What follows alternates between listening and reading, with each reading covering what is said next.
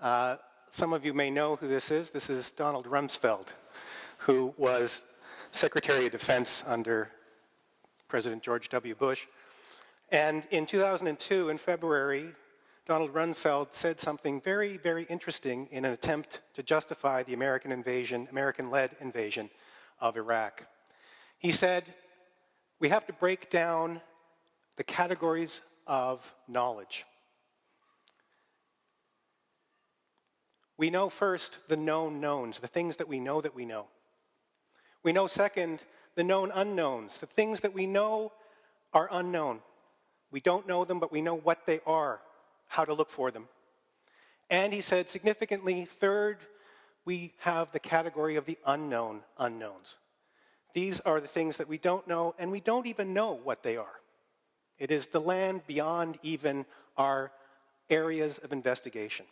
And it was this last category that Rumsfeld used to justify the search for weapons of mass destruction allegedly possessed by Iran and allegedly the justification for the invasion.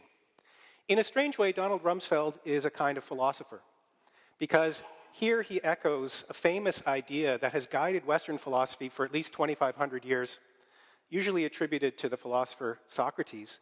And in Latin, we call it the doctrine ignorantia, the doctrine of ignorance. And it is to learn things, you have to admit first that you don't know.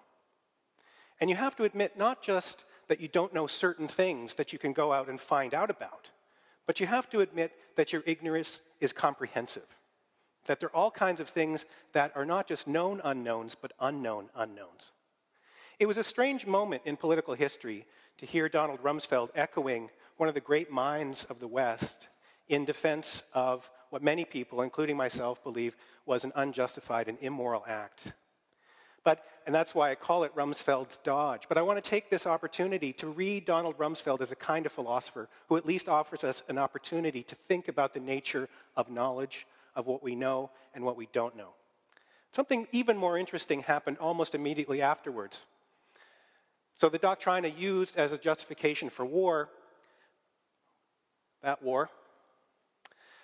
But a new moment came soon after, and it was attributable to a philosopher that I suppose many of you probably haven't heard of. His name is Slavoj Zizek, and that's him there. He knows that some of the best thinking is done in bed. Sometimes even some of the best writing. Proust famously wrote in bed. Many people do.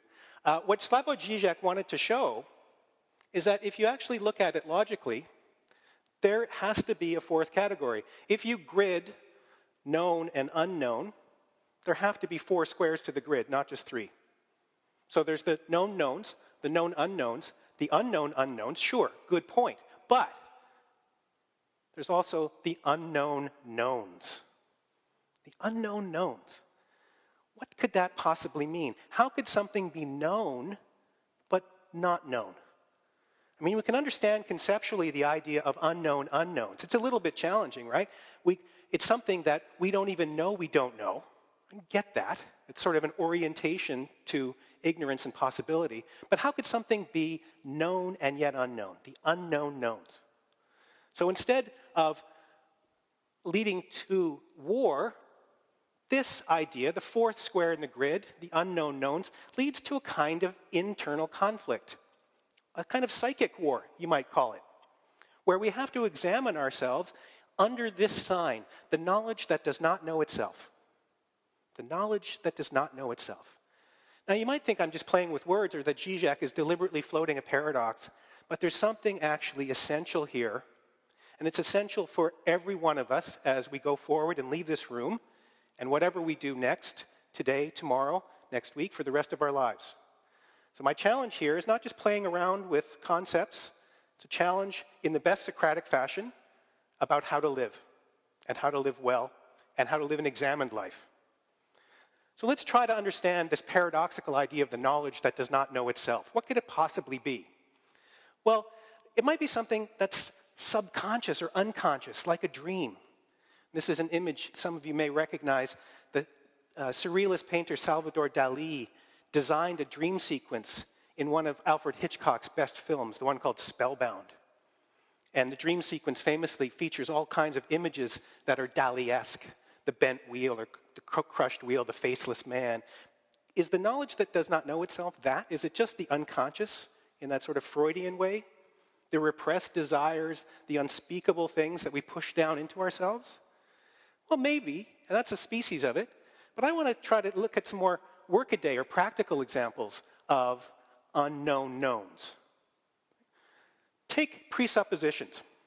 Suppose you have a workshop or some kind of hobby space in your house, and you go down and you want to build a cabinet or sew a dress. You have a measuring tape or a ruler that you use to measure things, pieces of wood, pieces of cloth. When you go into that hobby space or that workshop, do you ask yourself, wow, I wonder if measurement is possible today? Is it going to be possible for me to measure? No, because you know it. You know it not as something that you entertain as something before you, a claim. You don't say to yourself, I'm glad measurement is possible today, now I can get down to the business of building my cabinet. Right? It's an unknown known in the sense that it's something that you simply presuppose as the condition of possibility of making actual measurements of wood and cloth and creating something. So it's that kind of unknown known which is present in all kinds of practices that we engage in. Things that are there, they are known. We know that measurement is possible, but we don't need to say it to ourselves. But it has to be there. It's not just an incidental thing. It has to be there because otherwise we wouldn't be able to do what we do. Oops. There is this notion of relevance that a lot of us play with. And right around here, if you're familiar with the idea of the relevance paradox, this is the same kind of idea. A lot of times we will say to ourselves, or sometimes we won't even say it, that's relevant, or I see that as relevant. The frame of relevance is a kind of unknown known. The things that are going to be allowed in as relevant. You judge whether the thing before you is relevant or not. But rarely do you ever look at the frame itself, the frame of relevance, and question that. It is, as it were, not known to itself. It is simply there. And I put it in square quotes here because precisely this frame of relevance is the kind of thing that keeps us from finding out all sorts of unsettling and interesting things. It's a bit like method. Method always generates the results that the method is designed to generate. It's the frame of method and the frame of relevance that needs to be examined if we're ever going to challenge that. So that's another kind of unknown known. Prejudices. Sometimes people act and make judgments and even perform as if certain things are obvious when their obviousness is covered over. I mean things like girls are bad at math. Some people, some students, underperform because in a strange way they believe that. That's known, but it's not known in a way that is open to investigation. It's buried as a prejudice. Raising your prejudices up to visibility, taking them from being unknown knowns and bringing them into the land of challenge is part of how we overturn prejudices. And philosophers have a name for this kind of thing which is taken for granted, which is in the background, but which nevertheless shapes our behavior and our thoughts. And we call it ideology. It's not ideology as you might think of it as, the conservative ideology or the NDP ideology, a body of opinion or a way of political thinking. It's all of those background assumptions, all of that stuff that's taken for granted, but which is nevertheless present and hugely powerful. Think about Rumsfeld again for a moment. What was the unknown known in that case? The unknown known, according to Zizek, was that the war wasn't about weapons of mass destruction. It was about oil. But you couldn't say that. You almost couldn't even admit it to yourself. When Colin Powell went in front of the United Nations and defended that war as the top soldier in the United States, I think he sincerely believed there were weapons of mass destruction. He wouldn't allow the thought of oil into his own consciousness. But it was nevertheless there. It was the unknown known there. That's ideology. And it doesn't have to be about high-stakes things like war or even politics. We all take a lot of things for granted precisely in order to do what we do. But that means that what we do is actually conditioned by things that we're not really thinking about. They're present, powerful, they guide our actions and thoughts. We know them in a certain weird way, and yet we don't know them because we don't put them before us visibly. So philosophy, one of its ways of thinking about this is to see that we are making the invisible visible. Plato again, it reminds me, because we're in a theater, you may know the famous image from Plato's Republic of prisoners trapped in a cave. And they're positioned such that they can only see what's projected onto the screen. They can't even turn their heads. And so, naturally enough, they take what's projected on the screen to be reality. And not just reality, but the sum total of reality. And it's only when a weird guy somehow manages to break free, and he turns around, and he's blinded, and once his eyes adjust, he makes out that the stuff on the screen, which the prisoner took to be reality, just projections. Somebody's moving puppets behind the prisoners, throwing the shadows on the wall. And so now he sees that those are shadows. But he couldn't see it before because he was inside his frame. The screen was his world. It was the taken for granted. It was the unknown known. So philosophy tries to do this, tries to take things that are invisible and make them visible. It's not magic. It's not necromancy. These invisible things are all around us. We carry them around in our minds. We perform them in our actions. We replicate them in our families and our institutions. All the presuppositions, bad and good, are replicated. But why should we go on replicating bad presuppositions or things that are taken for granted that are not good for us or not helpful? We shouldn't. But we can't do anything about them until we take them from being unknown knowns and make them into known knowns. Raise them from invisibility to visibility. Stop taking the taken for granted. All the things that people say are common sense belong in this category. That you have to work for a living to justify your existence on this planet. That you have to partner up with someone. That you have to stay the gender you were born. All kinds of things that people say are common sense.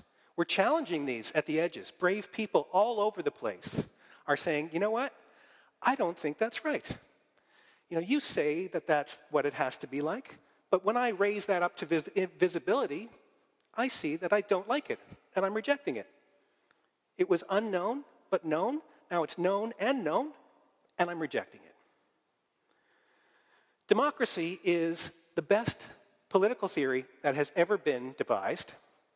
Unfortunately, it has very rarely been instantiated, including in this country, including in this province, where people can close the parliament whenever they feel like it, if they get challenged too much.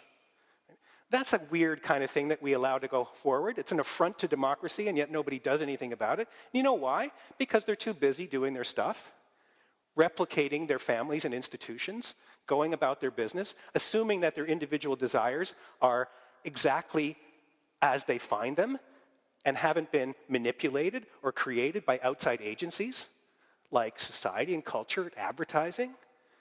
When you look at your desires, don't just look at what they are, look at where they came from. Look at their origin. Look at their frame, if you can do that. Democracy is about that, if it's real. It's about demanding the impossible, another paradox. To say, I'm not just going to say what is commonsensical. You know, people are often telling me, oh, you have to live in the real world.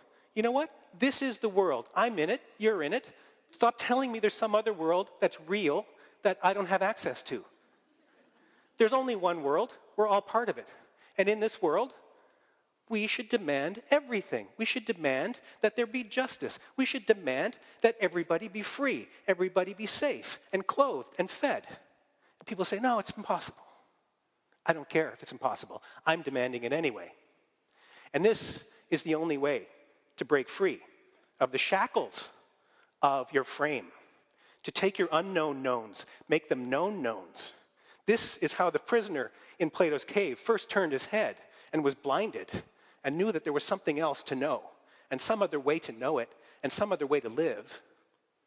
But it's not just about the individual, because it's not enough that you or I are free. Others must not remain imprisoned. Thank you very much.